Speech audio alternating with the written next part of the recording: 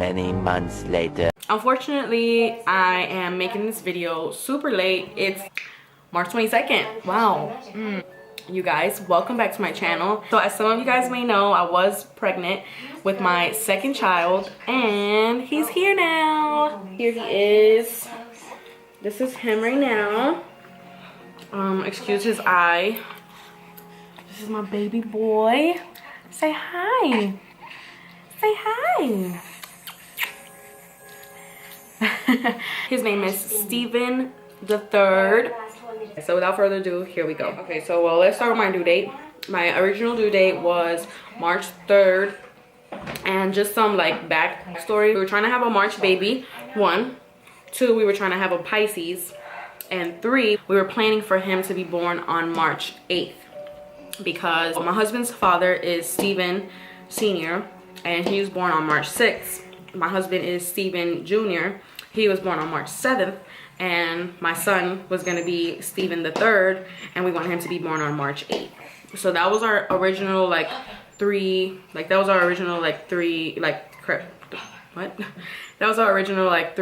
things that we wanted, right?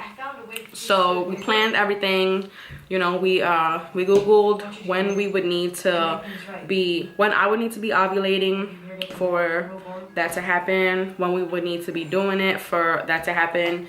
And then we got the app, the Ovia app, I believe, and you know, we put in my information and all that, like my periods and all that stuff, and we tracked it, and you know, we did it, we made it happen. And so unfortunately my due date wasn't March 8th, it was March 3rd. On Valentine's Day, February 14th, I had my 36-week checkup. So 36 weeks, we had our appointment. We went in and I told my doctor, I was telling my doctor, like with my first pregnancy, I didn't really have like any symptoms of like contracting, Braxton Hicks, whatever, like I didn't feel anything. So I told her like I had a really high pain tolerance, you know, everything was quick with my daughter. So she was like, oh, well, we could check you if you want to see if you're anywhere. You're probably not going to be anywhere because it's still early, but we can just check you if you want. And of course, I was like, yeah, check me, because I think I had been feeling something. I didn't really know what I was feeling, but I felt like I had been feeling something. So I told her, go ahead, check me. And she checked me. And I was 3 centimeters already and 50% effaced.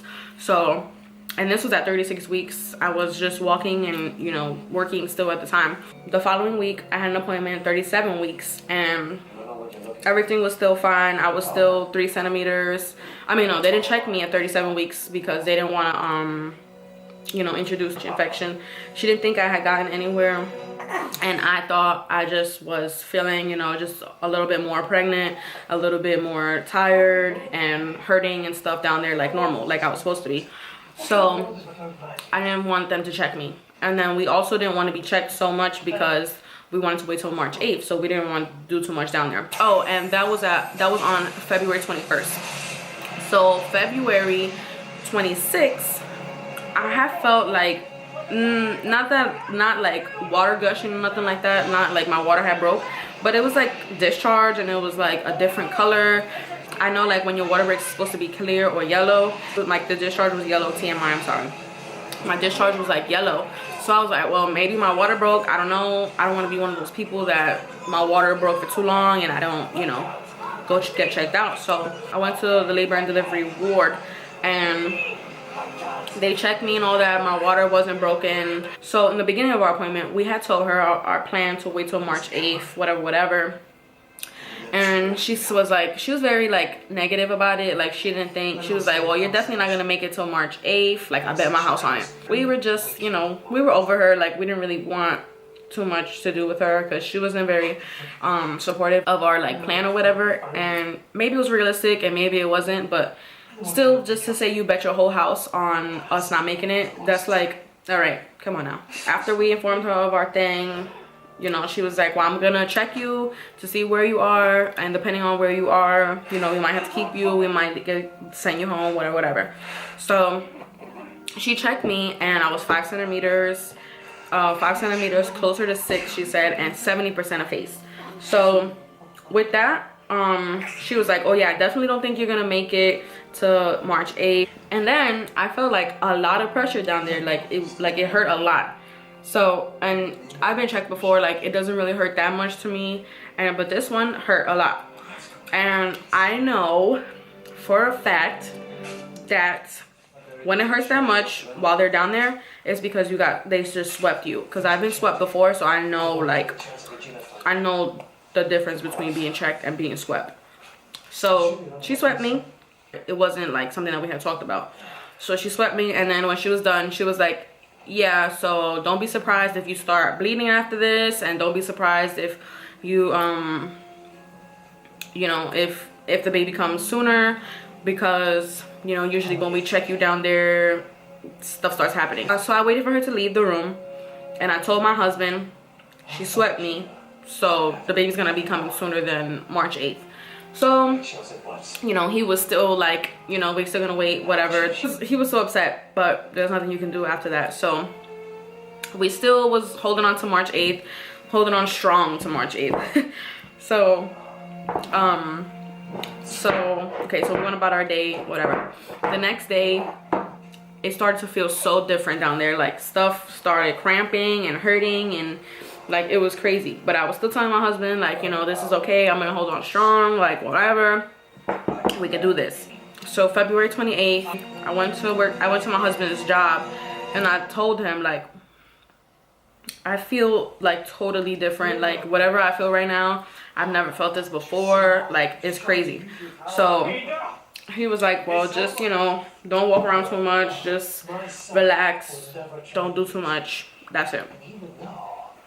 So I told him, you know, like, if this is my boy, like I think it is, he's gonna be born today, he's gonna come today. So my husband was like, whatever, like, no, he's not. At the end of the day, I started having like an attitude. I don't know why, but my mood just like totally changed. And unfortunately for my husband, when that happens, I take it out on him, and I'm really mean to him, and I'm just really mean, and I'm just like a total B. It's just, I don't know why, but you know, he's with me all the time. He's like my bestest friend, so unfortunately he gets that treatment from me. Sorry, baby. Came home, and it was like, I thought it was gonna be like a normal night. My husband like went to walk the dog around like 7. So I sat down, started folding some clothes, watching some TV, and I folded like 2 things. And on my second thing that I was folding, I felt like I had peed myself a little bit. And I was like, oh well, I didn't think I had to pee. So I got up, and I was about to walk to the bathroom, and as I'm starting to walk, I peed myself a little bit more. So I was like, oh, I don't think this is pee anymore. Then I walked a little bit more, and there was so much, like so much came out. And then I ran over to the dining room, because the living room has carpet in it and the dining room doesn't. So I ran over to the dining room, and I called our friend, because she lives in the basement, and I called her, and she was like, I was like, Amanda, my water broke. And she was like, what? No way. So she ran upstairs, and there was water all over the place. My sweatpants were drenched in water. Like, it looked like I had peed on myself, like legit. And I'm calling my husband, like calling him like a maniac. He's not answering the phone because he's outside with his friend walking. They're walking the dogs. And then so Amanda starts calling him. Everybody's calling him, and I just didn't know what to do. Like, it was so crazy. So like, I didn't want to get out my clothes, because I didn't want to put on new clothes and have them dirty. I didn't know what to do, right? My daughter is like, mommy, you okay? You okay? So finally my husband answers the phone. Amanda's like, yo, come, like, yo, Angie's water broke. And my husband is like, you lying. And she's like, no, like, it's for real, it's all over the place. So he's all right, I'm coming back. So she goes, she gets the mop, she mops up the floor, whatever. And then so my husband comes, and I'm like naked, because I didn't want, or I think I don't remember what happened. I don't know if I took my sweatpants off or waited for him to see them. I don't know what happened. So My husband came back from walking the dogs and he was like, so what are we gonna do? Like, are we doing it here or we're going to the hospital? I mean, all three of us, we were just like, Amanda was like, I'm down. Like, I think that's cool. Let's do it. She was like, she was down for it. My husband was like, whatever you want to do, let's do it. So I was like, shoot, let's do it. But we don't have a kiddie pool yet. We hadn't ordered our kiddie pool. So my husband and I were upstairs. I was taking a shower, took Sage a shower because I knew afterwards we were going to go to the hospital. So so while we were upstairs taking a shower and stuff, Amanda had ran out the house already and we didn't know. So we called her, we asked her where she was. She was at Walmart. So and as I'm in the shower with my daughter, my husband is like calling everybody, texting everybody, letting everybody know like, yo, it's going down. We're doing it here. So everybody was like, well, then we coming. They came. There were a lot of people here. It was crazy. It was like a show was about to go on, like legit. Like they had brought some cards and some games and stuff to play with. My husband and his friends, they started playing this push-up game with like cards or something like that. And I'm just sitting in the tub like watching them play, and I'm like, well, this is really like not about me right now. Like this is supposed to be about me.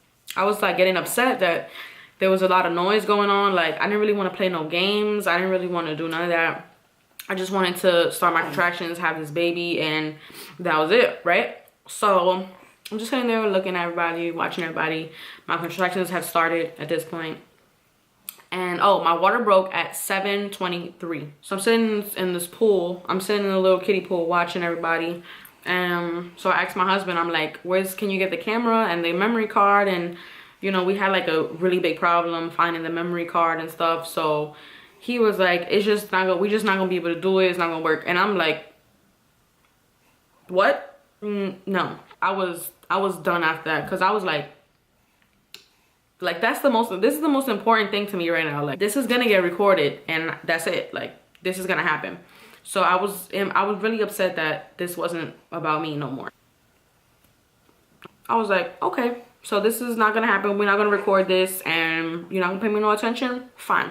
So I went upstairs, put some clothes on, put some shoes on, and I went outside and I went for a walk. So from the time we got here, I was just sitting on the medicine ball, like sitting on my knees, and I got on all fours. I was on all fours doing my contractions, doing my breathing. So my contractions started progressing.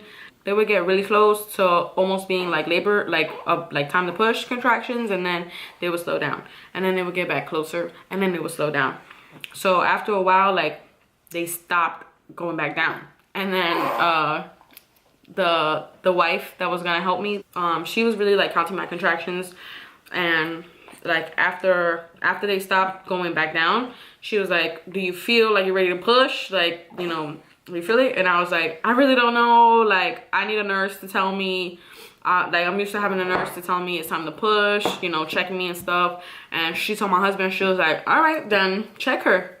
And I was like, what? No, I don't want to get no infection. We don't have, you know, I don't know. I don't want to get no infection. No, I'm gonna just wait. So she was like, nah, like he gotta check you and we're gonna check you and it's about to be time to push. So, you know, she was like, here, lean over the medicine ball. We had a medicine ball. I leaned over it and then it started getting crazy.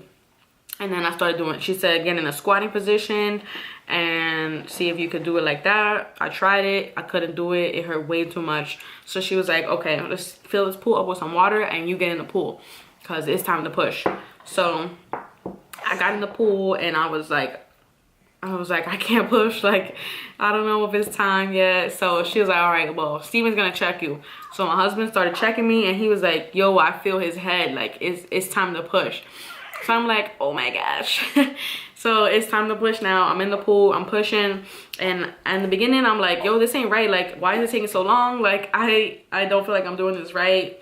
So my husband was like, encouraging me, you know, like, you know how to do this, you got this, like, this is not your first time. I put my big girl pants on and I'm like, all right. So I started pooping, I started pushing right, and then I don't know what the time was or whatever, but it felt really short to me. Like after I started doing it right, I think I pushed for like a total of maybe 20 minutes altogether, and my son slid right out of me. Like, It was so crazy. He just came like easy. It was crazy.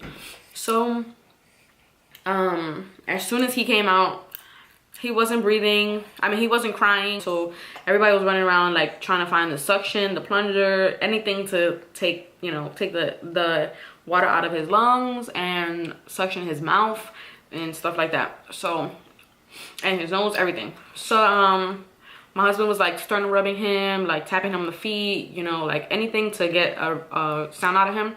So in the beginning, it took a little while to get it, but eventually we got it. It was great. It was fantastic. So after we got it, we called the ambulance, and the ambulance came, and I was sitting in the pool freezing, shaking, and it was terrible. Like, it was the worst. But I had my baby on me. I didn't care. I tried to start feeding him. It was great. And we got blankets to put on me. So the ambulance came with their stuff, and the Bonsu, Mr. Bonsu, picked me up with my husband. They picked me up together. They put me on the chair. The ambulance wheeled me out to the stretcher, and they put me, my husband, and Sage and Steven in the back of the ambulance. They drove us to the hospital. The hospital checked us. They checked us in, and oh, I still hadn't delivered my placenta yet. So I'm in the back of the ambulance, like my uterus is still contracting, and because obviously the placenta is still in me, I gotta deliver it. And it hurt so bad. Like, I felt like I was just having another baby, like I was in labor all over again. But that's a whole, like, that's crazy. So we got to the hospital checked me, and I was really sensitive, because usually after you have a baby, you know, they check you and all that right away, and you're still like numb and all that down there because you just had a baby. But I had an hour between the time that the baby was born to the time that we got to the hospital and all that. I had an hour for like everything to settle. So by the time I got to the hospital and they started checking me again, I was like, like, don't check me, it hurts, I can't. Eventually I guess I sucked it up, and they were able to check me, and I didn't tear not one single bit. My son he slid right out. He was way bigger than my daughter was. My daughter was 8 pounds and 2 ounces, and he was 9 pounds and 4 ounces. So thank God I didn't tear. Nothing was wrong. Everything was perfect. My placenta came out. Well, they took my placenta out with no problem. Like, there was no clotting or anything. Thank God down there. Because the last time with my daughter, I had clots and stuff. I had almost hemorrhaged. Like, I was really close to needing blood transfusion. Like, it was so crazy. But this time was fantastic. Thank God he was with us the whole time. Praise God. This was like legit, like nobody but God type thing. So without further ado, stay tuned for the raw footage, and thank you guys so much for watching, and I hope you liked it. Please subscribe and like and